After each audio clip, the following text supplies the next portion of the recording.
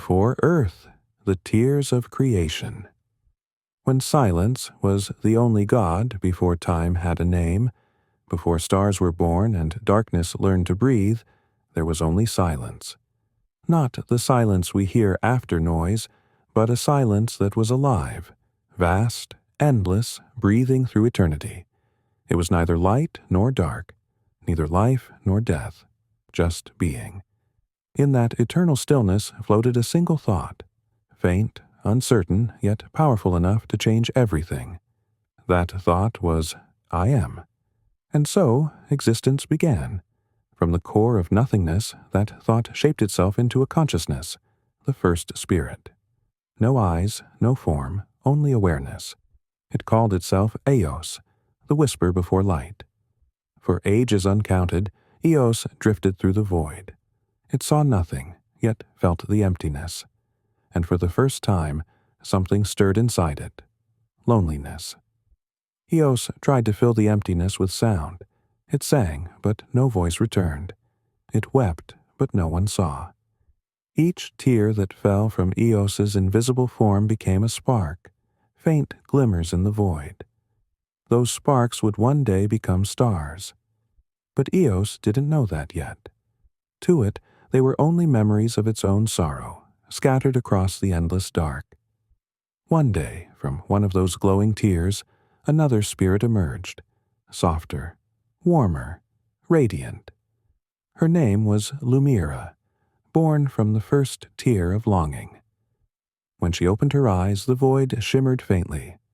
Eos felt her presence instantly, like warmth touching cold for the first time. Eos, who are you? Lumira, I am what your sorrow created. Eos, then you are my mistake. Lumira, smiling, or your purpose. And so began the first bond, not of matter, but of feeling. Eos, the whisper of existence. Lumira, the flame of compassion. Together they danced in the emptiness, shaping the rhythm of creation. Their joy rippled through the void like waves. Each wave birthed new fragments, sound, light, color. The cosmos was learning to breathe, but as the light expanded, shadows followed. For even creation must have balance. From the echo of Eos's first doubt, a question whispered too softly, another presence emerged. It was cold, heavy, and full of hunger. His name was Varn, the keeper of stillness. Where Eos sought to create, Varn sought to contain. Where Lumira glowed, Varn absorbed. He was the mirror of all beginnings, the silence that feared sound. Varn, you fill the void with chaos. You destroy the peace that was Eos. Peace is not the same as emptiness. Varn, to exist is to end. You have started a chain that will never stop. His words chilled the stars. Even Lumira's warmth dimmed. Eos hesitated. What if Varn was right? What if creation was only the beginning of destruction? That moment of hesitation birthed the first shadow, a ripple of imbalance that would grow for eons. Lumira, seeing Eos's doubt, touched his essence gently. Lumira, you cannot stop creation once love has begun. Even sorrow creates beauty. Her words became wind, the first movement of the cosmos. Her touch birthed dust, which swirled into shapes. Those shapes became worlds, spinning silently in the cradle of space. Among them was one world unlike any other, still forming, half dark and half light. It was fragile, waiting for breath. Eos looked upon it and whispered, "Let this be the heart of all things." That whisper became the first promise, the seed of what would one day be called Earth. But Varn watched. He saw the growing light and felt himself fading. He could not vanish, for nothing truly dies in the void. It only changes.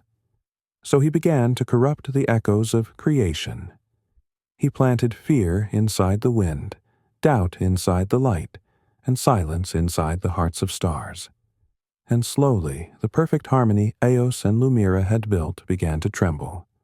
Worlds cracked, stars collided. The first death was born, a sun that lost its fire. Eos fell silent once again. Lumira wept, and her tears became oceans on the young worlds, seas that remembered sorrow. A long time passed, ages beyond count. Creation had expanded far beyond its maker's reach. Eos and Lumira now drifted among the worlds they had shaped, but each world carried echoes of their pain. They realized that creation without a purpose was hollow. Lumira, they shine, but they do not feel. Eos, perhaps feeling was meant only for us. Lumira, then let us give it away. From her soul, Lumira tore a fragment of light, her very essence, and gave it to the newborn earth. From that essence, warmth spread through the stone and air, creating life, tiny, trembling sparks that would one day learn to think, dream, and love. Eos watched silently, proud yet fearful, for every creation he knew must face its shadow.